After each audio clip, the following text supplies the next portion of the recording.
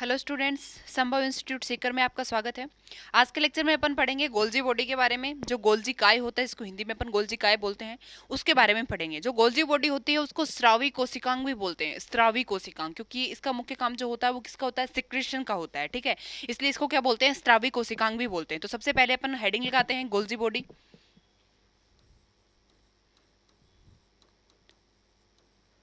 Golgi body कोशिका काय, इसको मैंने क्या बोला, इसको स्रावी कोशिकांग भी बोलते हैं।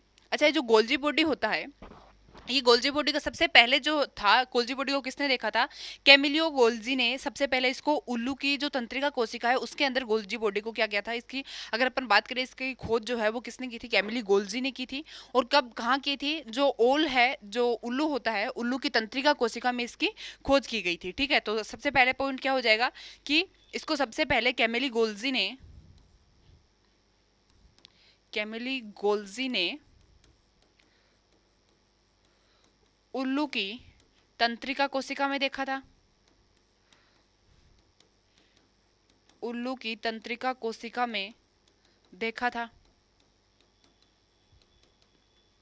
अच्छा, ये जो गोल्जी बॉडी होता है, इसको मैंने बताया, एक तो इसको क्या बोलते हैं, इसको स्रावी कोशिकांग भी बोलते हैं, स्रावी कोशिकांग। स्रावी कोशिकांग के अलावा अपन ऐसे बोल सकते हैं कि ये जो गोल्जी बॉडी होती है इसको क्या बोलते हैं, प्लियोमॉर्फिक सेल ऑर्गेनल्स भी बोलते हैं। क्या बोलते हैं, प्लियोमॉर्फिक सेल ऑर्गेनल,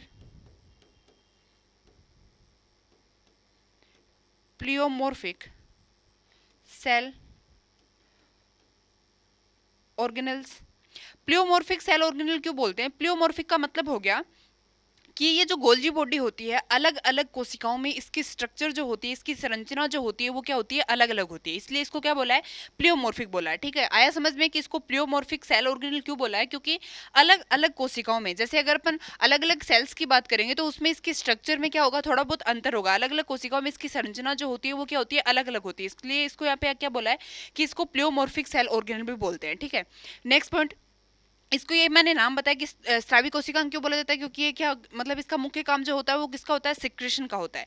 इसके अलावा भी इसके और नाम भी होते हैं, जैसे लिपोकॉन्ड्रिया हो गया, ट्रैफिक पुलिस ऑफ सेल हो गया। और अगर नाम की बात करें, जैसे लिपोकॉन्ड्रिया, traffic police of cell,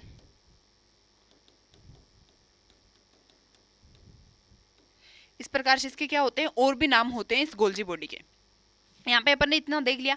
next बात करते हैं कि ये जो गोल्जी बॉडी होती है ये कहाँ कहाँ किस किस में प्रेजेंट होती है। अगर इसके वितरण की बात करें गोल्जी बॉडी की, तो वो देखते हैं। तो आप लोगों को पता है, अगर अपन प्रोकैरियोटिक और यूकैरियोटिक सेल की बात करेंगे तो प्रोकैरियोटिक में तो कोई भी जो सेल ऑर्गेनल होता है या फिर जो झिल्लीबद्ध कोशिकांग होता है वो प्रेजेंट नहीं होता है। ठीक है, तो यहाँ पे अगर अपन प्रोकैरियोटिक कोशिकाओं की बात करेंगे तो प्रोकैरियोटिक कोशिकाओं में गोल्जी बॉडी अपन क्या बोलेंगे कि एब्सेंट होती है। ठीक है, फिर वहीं अगर अपन यूकैरियोटिक कोशिकाओं की बात करते हैं तो यूकैरियोटिक कोशिकाओं में क्या होती है, गोल्जी बॉडी जो होती है प्रेजेंट होती है। अब यूकैरियोटिक कोशिकाओं में भी गोल्जी बॉडी जो होती है, क्या सभी यूकैरियोटिक कोशिकाओं में गोल्जी बॉडी प्रेजेंट होती है? तो इसमें अपन अपवाद स्वरूप कुछ देखेंगे कि उनके अंदर क्या नहीं होती है, गोल्जी बॉडी जो होती है वो अनुपस्थित होती है। जैसे मानव की आरबीसी होती है, उसके अंदर गोल्जी बॉडी जो होती है वो क्या होती है, एब्सेंट होती है। मानव की आरबीसी होगी। ठीक है, जैसे आप प्लांट में जो चालनी नलिकाएं होती हैं, पादप में जो चालनी नलिकाएं होती हैं, उनमें भी क्या होती है, गोल्जी बॉडी जो होती है वो एब्सेंट होती है। फिर उसके बाद में अगर अपन बात करें, जो ब्रायोफाइट्स होते हैं और जो टेरिडोफाइट्स होते हैं, उनके जो युग्मक होते हैं उनके अंदर भी ये गोल्जी बॉडी जो होती है वो अनुपस्थित होती है। ठीक है, मैंने किस किस में अनुपस्थित बताई, जो ह्यूमन आरबीसी होती है उसके अंदर अनुपस्थित होती है, जो चालनी नलिकाएं होती हैं प्लांट्स के अंदर उनके अंदर अनुपस्थित होती है, और ब्रायोफाइट्स और टेरिडोफाइट्स के जो युग्मक होते हैं उनके अंदर भी ये गोल्जी बॉडी जो होती है वो क्या होती है, अनुपस्थित होती है। इसके अलावा जो कवक होते हैं, फंजाई होते हैं, उनके अंदर भी गोल्जी बॉडी क्या होती है, अनुपस्थित होती है। तो ये अपन इसकी किसकी बात करें, डिस्ट्रीब्यूशन यानी कि उसके वितरण की बात करें कि वो कौन कौन सी कोशिकाओं में प्रेजेंट होती है। तो सबसे पहले तो मैंने क्या बताया कि ये प्रोकैरियोटिक सेल में, प्रोकैरियोटिक सेल में गोल्जी बॉडी अनुपस्थित होती है, यूकैरियोटिक सेल में प्रेजेंट होती है, यूकैरियोटिक सेल में क्या होती है, प्रेजेंट होती है। लेकिन यहाँ पे इसमें भी अगर अपन अपवाद स्वरूप बात करें तो क्या होती है, जो ह्यूमन आरबीसी होती है इसमें एब्सेंट होती है। ठीक है, प्लांट की जो चालनी नलिकाएं होती हैं,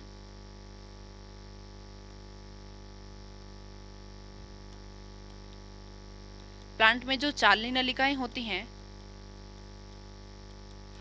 उनमें एब्सेंट होती है, ठीक है, कवकों में एब्सेंट होती है, गोल्जी बॉडी क्या होती है, अनुपस्थित होती है। इसके अलावा अगर अपन बात करें ब्रायोफाइट्स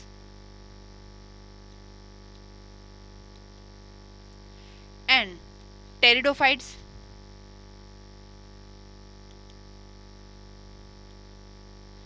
के युग्मकों में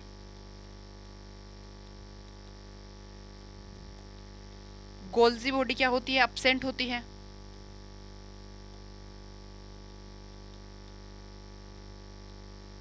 तो ये अपन ने देख लिया कि जो गोल्जी बॉडी होती है वो किसमें प्रेजेंट होती है, किसमें अनुपस्थित होती है। याद रखना है ह्यूमन आरबीसी में, चालनी नलिका में, इनमें क्या होती है, ये जो गोल्जी बॉडी होती है वो क्या होती है, अनुपस्थित होती है, ठीक है।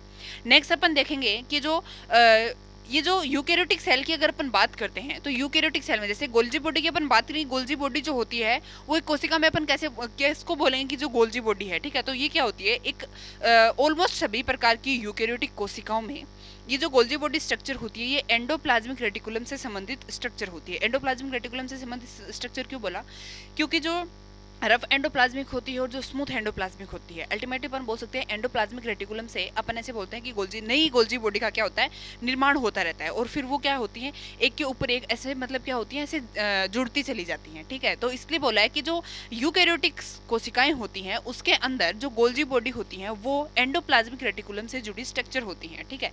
एंडोप्लाज्मिक रेटिकुलम से जुड़ी संबंधित क्या होती है, स्ट्रक्चर होती है, वो क्या कहलाती है, वो गोल्जी बॉडी कहलाती है। अब अपन ने ये सारी चीजें देख ली, गोल्जी बॉडी किसमें प्रेजेंट होती है, क्या होती है। अब अपन देखते हैं कि गोल्जी बॉडी की जो स्ट्रक्चर होती है उसके बारे में। तो नेक्स्ट हेडिंग लगाएंगे अपन स्ट्रक्चर ऑफ गोल्जी बॉडी,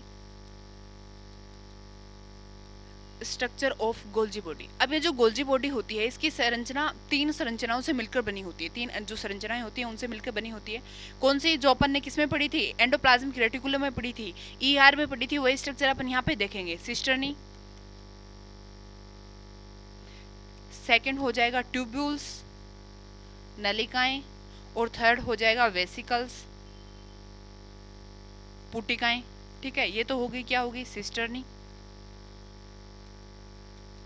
नलिकाएं और पुटिकाएं।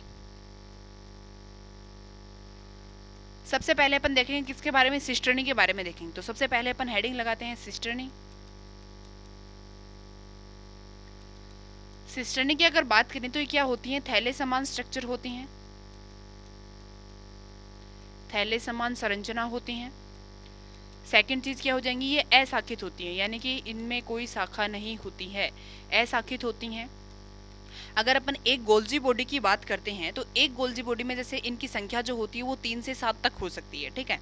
प्रत्येक गोल्जी बॉडी में इसकी संख्या जो है वो 3 से 7 हो सकती है, ठीक है। प्रत्येक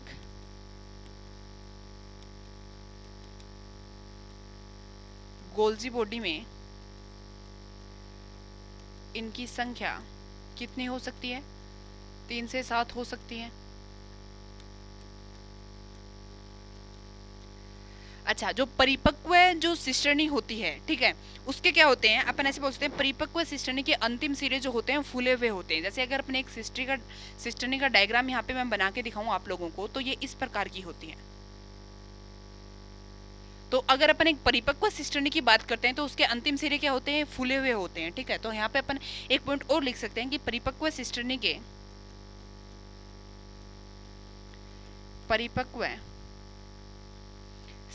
के अंतिम सिरे फूले हुए होते हैं,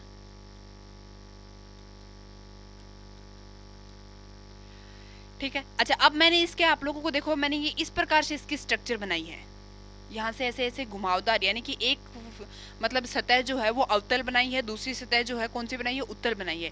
ये ऐसे वाली जो सतह है, ये वाली सतह जो है वो अवतल होगी और ये वाली सतह होगी ये उत्तल होगी।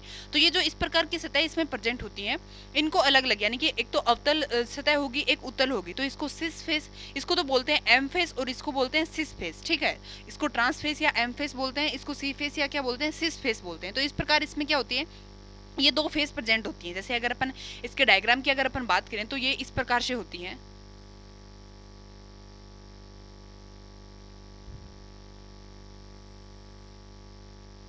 ये मैंने बताया कि परिपक्व सिस्टर्नी के जो अंतिम सिरे होते हैं वो क्या होते हैं, फूले हुए होते हैं। और एक सिस्टर्नी में मैंने क्या बताया, नहीं, एक गोल्जी बॉडी में मैंने क्या बताया, इनकी संख्या जो होती है वो कितनी होती है, इनकी संख्या 3 से 7 तक हो सकती है। ठीक है, तो ये अपन क्या बना रहे हैं, ये सिस्टर्नी बना रहे हैं।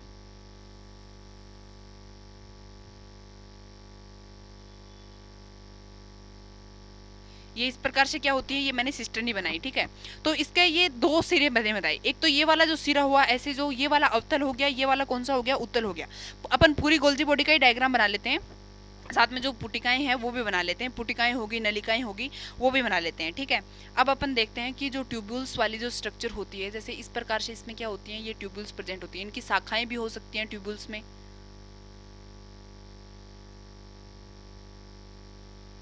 और फिर ऐसे ये जो होती हैं पुटिका, इनसे लगी हुई भी हो सकती हैं, ये बाहर भी हो सकती हैं ऐसे। ये क्या हो गई, ये मैंने बनाई पुटिकाएं, वेसिकल्स बनाई। ठीक है, तो इनके अपन अलग अलग नाम लिख लेते हैं। ये तो मैंने क्या बनाई, ये होगी ट्यूब्यूल्स।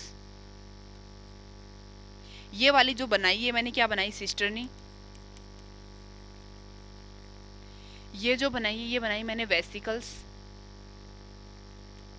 ठीक है, ये वाला जो, इसको अलग मुझसे लिख लेते हैं, ये वाला जो मैंने बताया, ये वाली जो फेज बताई है वो कौन सी बताई मैंने, एम फेज, या फिर अपन बोल सकते हैं ट्रांस फेज। ये सतह कैसी होती है, अवतल सतह होती है। कौन सी सतह होती है, अवतल सतह होती है। वहीं अगर इस फेज की बात करते हैं तो ये अपन बोल सकते हैं सी फेज, या फिर सिस फेज, उत्तल सतह। इसको कौन सी सतह हो जाती है, ये उत्तल सतह हो जाती है। ठीक है, इसमें नीचे ऐसे, मतलब जैसे ये यहाँ पे अपन दिखा रहे हैं कि ये नई सिस्टर्नी का क्या हो रहा है, फॉर्मेशन होता है। इस प्रकार से यहाँ पे क्या हो रहा है, नई सिस्टर्नी का फॉर्मेशन हो रहा है। और ये वाली फेज जो है अपन ने कौन सी बता दी, सिस फेज बता दी। अब अगर अपन बात करें, ये अपन ने बता दी कि ये सिस फेज है, ये एम फेज है, ये अवतल सतह होगी, ये उत्तल सतह होगी। अब ये वाली जो सतह होती है, ट्रांस फेज वाली जो सतह होती है, ये किसकी तरफ होती है, ये होती है कोशिका झिल्ली की तरफ वाली सतह होती है। यानी कि अगर अपन इस गोल्जी बॉडी का डायग्राम बना रहे हैं, गोल्जी बॉडी का बता रहे हैं, तो ये वाली जो सतह होती है ये केंद्रक की तरफ होती है, या फिर अपन ऐसे बोल सकते हैं एंडोप्लाज्मिक रेटिकुलम की तरफ होती है। ठीक है, और ये वाली सतह जो होती है वो किधर होती है, कोशिका झिल्ली की तरफ होती है। तो यहाँ पे अपन इधर ही लिख लेते हैं, ये वैसे आप अलग से पॉइंट लिख सकते हो कि जो इसकी जो अवतल सतह होती है, जो एम फेज होती है, ट्रांस फेज होती है गोल्जी बॉडी की, या फिर जो सिस्टर्नी होती है, इसकी जो एम फेस होती है वो किसकी तरफ होती है, कोशिका झिल्ली की तरफ प्रेजेंट होती है। और जो सिस फेस होती है वो किधर प्रेजेंट होती है, केंद्र की तरफ प्रेजेंट होती है, एंडोप्लाज्मिक रेटिकुलम अपन ऐसे बोल सकते हैं। ठीक है, तो ये किधर प्रेजेंट होती है, कोशिका झिल्ली की तरफ, कोशिका झिल्ली की तरफ हो गई। और अगर अपन वहीं सिस फेस की बात करेंगे तो ये किधर प्रेजेंट होती है, ये केंद्रक की तरफ,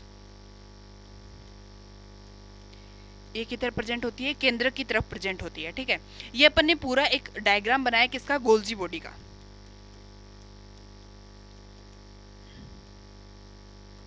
अच्छा, अपन बात कर रहे थे यहाँ पे सिस्टर्नी की। सिस्टर्नी जो परिपक्व सिस्टर्नी की बात करें तो उसका अंतिम सिरा क्या होता है, फूला हुआ होता है। सेकंड चीज, ये सिस्टर्नी जो होती है एक दूसरे से जुड़ी होती है, तथा कैसे प्रेजेंट होती है, इसे समांतर रूप से प्रेजेंट होती है। कैसे प्रेजेंट होती है, एक दूसरे के समानांतर प्रेजेंट होती है। और जो नई सिस्टर्नी का फॉर्मेशन होता है वो इधर से एंडोप्लाज्मिक रेटिकुलम से, जो स्मूथ एंडोप्लाज्मिक रेटिकुलम होती है और जो रफ एंडोप्लाज्मिक रेटिकुलम होती है, उससे फिर इधर से क्या होता है, नई सिस्टर्नी का निर्माण जो होता है वो होता चला जाता है। और वो किधर जुड़ती रहती है, इस सिस फेज की तरफ जुड़ती रहती है, या सी फेज की तरफ जुड़ती रहती हैं। ठीक है, तो यहाँ पे पॉइंट क्या बन गया कि नई जो सिस्टर्नी होती है उसका निर्माण एंडोप्लाज्मिक रेटिकुलम से होता रहता है। और वो कौन से फेज की तरफ जुड़ती रहती है, सिस फेज की तरफ यहाँ से क्या होती है, जुड़ती रहती है। यहाँ पे मैंने ये क्या बताया, ये जो नई सिस्टर्नियों का फॉर्मेशन हो रहा है। ठीक है, आ गया इतना समझ में। ये अपन ने पूरी बात कर ली किसकी, सिस्टर्नी की। सेकंड अपन देखते हैं सिस्टर्नी के बाद में सेकंड क्या देखेंगे, ट्यूब्यूल्स देखेंगे। तो सेकंड हेडिंग लगाते हैं ट्यूब्यूल्स।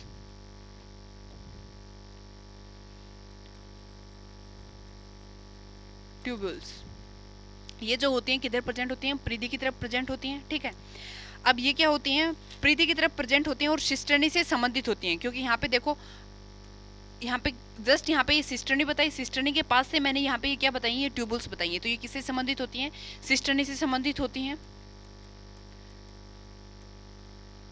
परिधि पर प्रेजेंट बोल सकते हैं। ठीक है, और किससे संबंधित होती हैं, सिस्टर्नी से संबंधित होती हैं।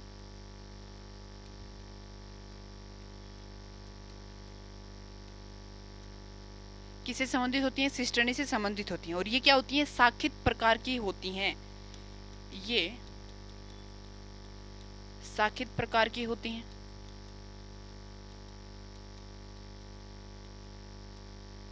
ये क्या होती हैं? शाखित प्रकार की होती हैं तथा पदार्थों को स्त्रावित करने का कार्य करती हैं। किसका कार्य करती हैं? पदार्थों को स्त्रावित करने का कार्य करती हैं। यानी कि यहाँ से पुटिकाएं जो होती हैं इनसे जुड़ी हुई भी रह सकती हैं। यहाँ से पदार्थ पुटिकाओं में जाते हैं, पुटिकाओं में संग्रह किए जाते हैं और फिर पुटिकाएं जो होती हैं ट्यूब्यूल से अलग करके उन पदार्थों को क्या कर देती हैं? बाहर स्त्रावित कर देती हैं। ठीक है, ये बात होगी ट्यूब्यूल्स की। थर्ड अपन देखते हैं किसके बारे में? वेसिकल के बारे में। वेसिकल्स के बारे में यानी कि पुटिकाओं के बारे में। वो अभी किसके बारे में देखा था? नलिकाओं के बारे में देखा था। अगर पुटिकाओं की बात करते हैं तो क्या होती हैं? गोलाकार संरचनाएं होती हैं और इनके अंदर क्या रहते हैं? पदार्थ जो होते हैं वो भरे रहते हैं। पदार्थों से भरी हुई गोलाकार संरचनाएं होती हैं। या अपन ऐसे बोल सकते हैं, पदार्थों से भरी हुई गोलाकार संरचनाएं होती हैं। भरी हुई गोलाकार संरचनाएं होती हैं। पदार्थों से भरी हुई क्या होती हैं? गोलाकार संरचनाएं होती हैं। नलिकाओं के मुकुलन से जो होते हैं वो क्या बनती हैं? पुटिकाएं बनती हैं। अपन ऐसे बोल सकते हैं, क्योंकि यहाँ पे अपन जब डायग्राम की बात करें तो मैंने यहाँ पे कुछ पुटिकाएं देखो यहाँ पे क्या बताई हैं, इससे जुड़ी हुई बताई हैं। यानी कि ये जब इनका मुकुलन होता है उससे अपन ऐसे बोल सकते हैं कि इन पुटिकाओं का फॉर्मेशन होता है। ठीक है, तो एक पॉइंट अपन ऐसे लिख सकते हैं कि नलिकाओं के मुकुलन से क्या होती है? पुटिकाएं बनती हैं, वेसिकल्स का फॉर्मेशन होता है। नेक्स्ट पॉइंट, जो भी पदार्थ जो होते हैं, जैसे यहाँ पे इस डायग्राम के थ्रू अगर अपन समझें कि यहाँ पे अपन बात करें एंडोप्लाज्मिक रेटिकुलम हो गया। ठीक है, एंडोप्लाज्मिक रेटिकुलम से जो भी पदार्थ जो होता है इस गोल्जी बॉडी के पास आता है। एंडोप्लाज्मिक रेटिकुलम से जो भी पदार्थ जो होता है गोल्जी बॉडी के पास आता है तो उनका क्या होता है? रासायनिक रूपांतरण होता है। यहाँ पे एंडोप्लाज्मिक, सपोज करो यहाँ पे एंडोप्लाज्मिक रेटिकुलम होगी, वहाँ से कुछ पदार्थ जो हो गए, कोई भी पदार्थ, यहाँ पे मैं कोई एग्जांपल लेके नहीं बता रही हूँ, कोई पर्टिकुलर पदार्थ नहीं लेके बता रही हूँ, सिर्फ बता रही हूँ कि यहाँ से जो है कोई पदार्थ है इसकी गोल्जी बॉडी के पास आया, इसमें उसमें क्या हो जाता है? रासायनिक परिवर्तन हो जाता है। जब अपन गोल्जी बॉडी के कार्य पढ़ेंगे तब मैं इसका एक एग्जांपल लेके भी बताऊंगी किस प्रकार से इसमें क्या होता है? सिक्रेशन होता है। गोल्जी बॉडी का जो फंक्शन होता है वो बहुत इंपॉर्टेंट होता है। कई बार क्वेश्चनों में पूछ लिया जाता है कि फंक्शन ऑफ गोल्जी बॉडी, मतलब गोल्जी बॉडी का फंक्शन क्या होता है, तो उसमें इसका मुख्य फंक्शन जो होता है वो क्या होता है? सिक्रेशन का होता है, श्रावण का होता है। तो वो किस प्रकार से इसमें सिक्रेशन होता है इसके द्वारा, उसके बाद अपन बात करेंगे। ठीक है, तो यहाँ पे सिर्फ अपन नॉर्मल देख लेते हैं कि यहाँ से एंडोप्लाज्मिक रेटिकुलम से पदार्थ जो होते हैं वो गोल्जी बॉडी के पास आया। गोल्जी बॉडी क्या करता है? उस पदार्थ में रासायनिक परिवर्तन करता है। रासायनिक परिवर्तन करने के बाद में वो पदार्थ इधर पुटिकाओं से होता हुआ वेसिकल्स के अंदर जाके क्या हो जाता है? संग्रहित हो जाता है। ठीक है, पुटिकाओं में क्या हो जाता है? संग्रहित हो जाता है। और उसके बाद पुटिकाएं जो होती हैं इस ट्रांस फेज से अलग होके, जो एम फेज होता है या ट्रांस फेज होता है, इधर वाले ये जो फेज होती है, इससे अलग होके उन पदार्थों को क्या कर देती है? बाहर मुक्त कर देती है। इस प्रकार से उनका क्या होता है? सिक्रेशन होता है। ठीक है, तो ये बात समझ में आई किसकी, इसमें जो गोल्जी बॉडी होती है उसका पूरा किस प्रकार से रोल होता है। तो अपन कहाँ पे थे? अपन थे कि वेसिकल के बारे में। ठीक है, तो इस प्रकार से किस प्रकार से इसका सिक्रेशन होता है वो अपन ने देख लिया। और इसमें अधिकतर प्रोटीन पाई जाती है। यानी कि वेसिकल की बात करें तो इसमें जो अधिकतर भाग होता है वो किसका होता है? प्रोटीन का बना होता है। ठीक है, प्रोटीन पाई जाती है इसके अंदर। तो ये अपन ने देख लिया जो गोल्जी बॉडी थी उसकी स्ट्रक्चर किस प्रकार की थी वो अपन ने पूरा देख लिया। अब अपन देखते हैं इसका जो इम्पोर्टेंट आता है topic, function of Golgi body, की गोल्जी बॉडी का फंक्शन क्या होता है। तो नेक्स्ट हेडिंग लगाते हैं, फंक्शन ऑफ गोल्जी बॉडी।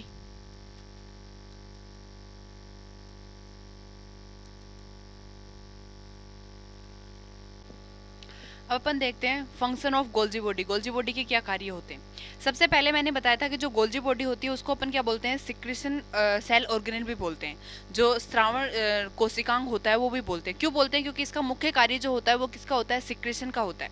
तो सबसे पहला जो इसका कार्य हो जाएगा वो किसका हो जाएगा? सिक्रेशन का हो जाएगा, श्रावण का हो जाएगा। अपन ने बात करी थी यहाँ पे कि इसमें क्या होता है, अगर डायग्राम के थ्रू अपन समझे कि इधर एंडोप्लाज्मिक रेटिकुलम होती है। एंडोप्लाज्मिक रेटिकुलम से अगर अपन कोई भी पदार्थ जो होता है, जैसे एंडोप्लाज्मिक रेटिकुलम से नई सिस्टर्नी का निर्माण होता चला गया और इस प्रकार से क्या हो गया? ये पूरी गोल्जी बॉडी का फॉर्मेशन हो गया। अब यहाँ से एंडोप्लाज्मिक रेटिकुलम से पदार्थ जो होते हैं गोल्जी बॉडी के पास जाते हैं। गोल्जी बॉडी में क्या होता है? उसमें उन पदार्थों में रासायनिक परिवर्तन होता है। रासायनिक परिवर्तन होने के बाद में वो पदार्थ जो होते हैं पुटिकाओं से होते हुए इन वेसिकल्स के अंदर जाके क्या हो जाते हैं? संग्रहित हो जाते हैं। और फिर इस एम फेज से ये जो पुटिकाएं होती हैं वो अलग हो जाती हैं और अलग होकर क्या कर देती है? उन पदार्थों को बाहर स्रावित कर देती हैं। तो इसलिए इसका मुख्य काम क्या हो गया? सिक्रेशन का हो गया। किस प्रकार से इसमें सिक्रेशन होता है वो समझ में आ गया। अब यहाँ पे अपन वापस चलते हैं इधर। अब मैंने क्या बताया कि जो फंक्शन ऑफ गोल्जी बॉडी में इसका मुख्य कार्य क्या हो गया, श्रावण का हो गया। अच्छा, जो मैक्रोमोलिक्यूल्स होते हैं, ये जो गोल्जी बॉडी होती है इसको एक और नाम भी दिया जाता है principal director of macromolecules.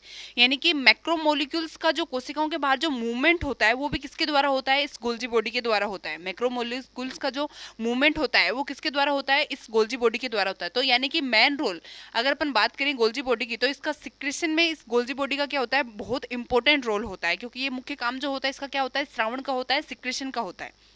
Next point अगर अपन बात करें, जैसे ये जो गोल्जी बॉडी होती है इसके अंदर एक ग्लाइकोसाइलेशन की प्रक्रिया चलती है सेल के बाहर। अपन ऐसे बोल सकते हैं कि सिस्टरनी में इसकी जो गोल्जी बॉडी होती है इसकी सिस्टरनी में किसकी प्रक्रिया चलती है, ग्लाइकोसाइलेशन की प्रक्रिया चलती है।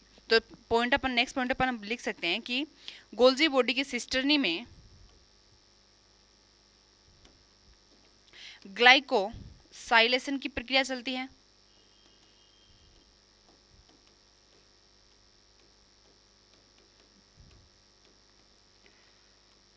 ग्लाइकोसाइलेशन की प्रक्रिया जैसे अपन एग्जाम्पल के रूप में देख के मान के चले, ग्लाइकोसाइलेशन की प्रक्रिया में जैसे अपन बोलते हैं कि जो ग्लूकोज हो गया, प्रोटीन हो गया, लिपिड हो गया, ग्लूकोज,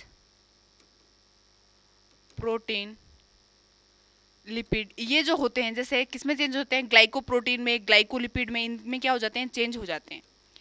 ग्लाइकोप्रोटीन, ग्लाइकोलिपिड में चेंज हो जाते हैं।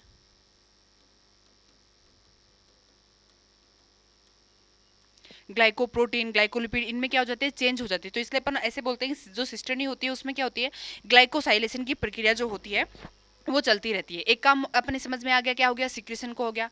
दूसरा काम जो होता है इसका किसका होता है, पैकेजिंग का होता है, या फिर अपन ऐसे बोल सकते हैं किसका होता है, संग्रह का होता है। संग्रह करना, संग्रह का क्या कैसे काम होता है, जो वेसिकल्स होते हैं उसमें क्या होते हैं, पदार्थों का संग्रह किया जाता है और उसके बाद में उनका क्या किया जाता है, सिक्रेशन किया जाता है। तो अपन ऐसे बोल सकते हैं कि इसका जो दूसरा जो मेन काम होता है वो क्या होता है, पैकेजिंग का होता है, संग्रह करने का होता है। ठीक है, इसके बाद में गोल्जी बॉडी द्वारा लाइसोसोम का भी निर्माण होता है। थर्ड अपन बोल सकते हैं गोल्जी बॉडी के द्वारा किसका निर्माण होता है, लाइसोसोम का भी निर्माण होता है। क्या लाइसोसोम का निर्माण सिर्फ गोल्जी बॉडी के द्वारा होता है, नहीं, गोल्जी बॉडी तथा ये क्या हो रहा है, ये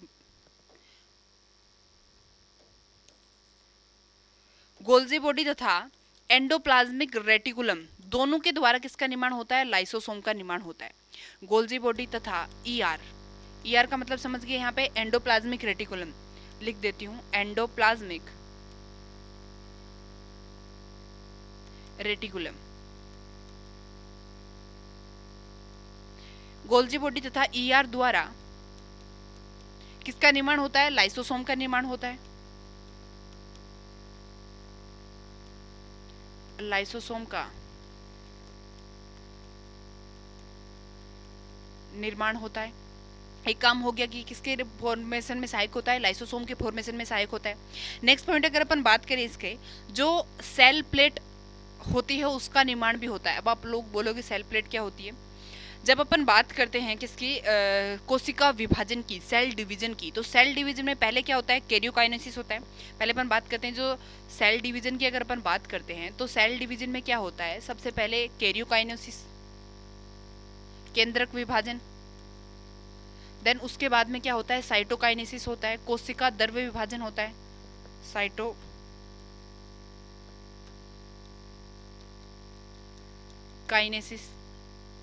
तो जो साइटोकाइनेसिस की प्रक्रिया होती है ये क्या होती है, प्लांट्स में, और अगर अपन बात करें एनिमल्स में अलग अलग होती है। अगर अपन प्लांट्स की बात करते हैं तो प्लांट्स में जो साइटोकाइनेसिस की प्रक्रिया होती है वो सेल प्लेट मेथड से होती है, सेल प्लेट मेथड से होती है, कोशिका पट्टी विधि द्वारा होती है। ठीक है, और वहीं अगर अपन एनिमल की बात करते हैं, एनिमल्स की बात करते हैं तो उसमें जो होती है वो किसके द्वारा होती है, कोशिका जो खांच विधि होती है उसके द्वारा होती है। एनिमल्स में किसके द्वारा होती है, कोशिका खांच विधि द्वारा होती है। ठीक है, जो एनिमल जो जंतु खांच विधि होती है उसके द्वारा किसमें जो होती है, साइटोकाइनेसिस की प्रक्रिया होती है किसमें, एनिमल्स में। यहाँ पे अपन बात करें इस सेल प्लेट की, जो सेल प्लेट का फॉर्मेशन होता है वो किसके द्वारा होता है, इसका फॉर्मेशन गोल्जी बॉडी के द्वारा होता है। इस सेल प्लेट का फॉर्मेशन जो होता है किसके द्वारा होता है,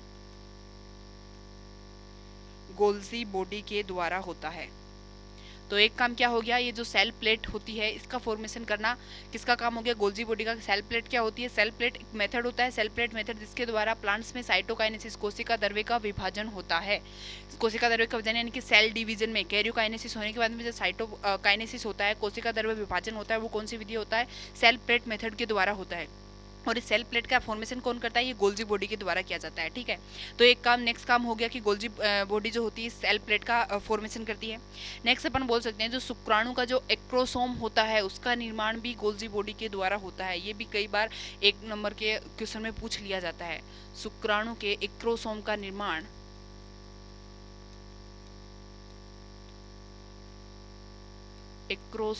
निर्माण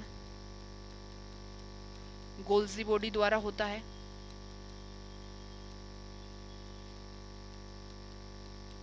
एक्रोसोम का निर्माण किसके द्वारा होता है, गोल्जी बॉडी द्वारा होता है। नेक्स्ट फंक्शन क्या हो जाएगा गोल्जी बॉडी का, नेक्स्ट फंक्शन हो जाएगा अंडे के ऊपर जो वेटेलाइन मेम्ब्रेन प्रेजेंट होती है, पित्तक झिल्ली प्रेजेंट होती है, उसका निर्माण किसके द्वारा होता है, इसके गोल्जी बॉडी के द्वारा होता है। ठीक है, हेमीसेलुलोज का निर्माण किसके द्वारा होता है, गोल्जी बॉडी के द्वारा होता है। हेमीसेलुलोज का फॉर्मेशन जो एग के ऊपर, एग पर प्रेजेंट वेटेलाइन मेम्ब्रेन का निर्माण किसके द्वारा होता है, गोल्जी बॉडी के द्वारा होता है। नेक्स्ट पॉइंट क्या हो जाएगा, जो पॉलीसेकेराइड्स होते हैं उनका संश्लेषण में भी सहायक होती है गोल्जी बॉडी। पॉलीसेकेराइड्स के संश्लेषण में,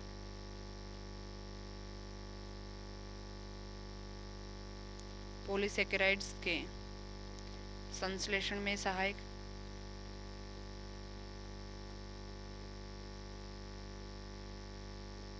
पॉलीसेकेराइड्स के संश्लेषण में सहायक होती है। जो प्लांट की जड़ों में जो मूल गोप होती है उन मूल गोप कोशिकाओं में सबसे ज्यादा क्या होती है, जो गोल्जी बॉडी होती है वो प्रेजेंट होती हैं। ठीक है, मूल गोप कोशिकाओं में सर्वाधिक मात्रा में गोल्जी बॉडी प्रेजेंट होती हैं। मूल गोप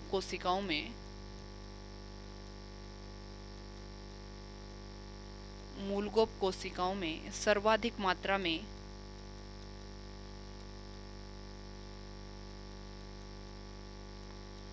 गोल्जी बॉडी प्रेजेंट होती हैं।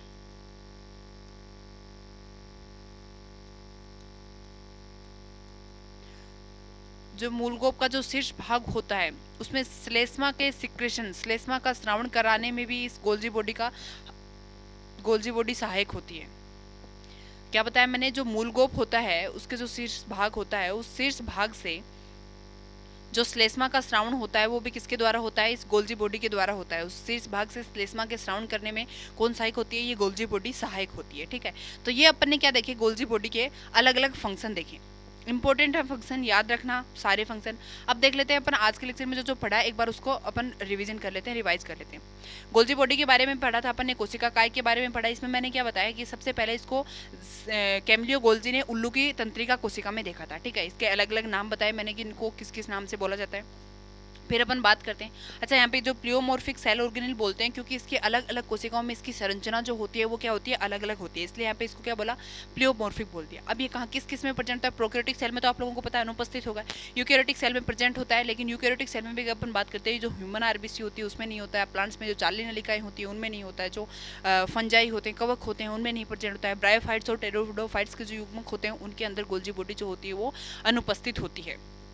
नेक्स्ट पॉइंट, नेक्स्ट अपन ने देखा था इसके स्ट्रक्चर के बारे में। इसकी स्ट्रक्चर अगर अपन पूरी स्ट्रक्चर की बात करते हैं तो 3 संरचनाएं देखते हैं, एक सिस्टर्नी देखते हैं, ट्यूब्यूल्स देखते हैं, वेसिकल देखते हैं। सिस्टर्नी जो होती है थैले समान संरचना होती है, अशाखित होती है। प्रत्येक गोल्जी बॉडी में इनकी संख्या 3 से 7 तक हो सकती है। परिपक्व सिस्टर्नी की बात करेंगे तो उसके अंतिम सिरे जो होंगे वो कैसे होंगे, फूले हुए होंगे। 2 इसके अंदर क्या प्रेजेंट होती हैं, फेस प्रेजेंट होती है, एक एम फेस होती है, एक सिस फेस होती है। सिस फेस होती है केंद्र की तरफ, एम फेस होती है किसकी तरफ होती है, कोशिका झिल्ली की तरफ होती है।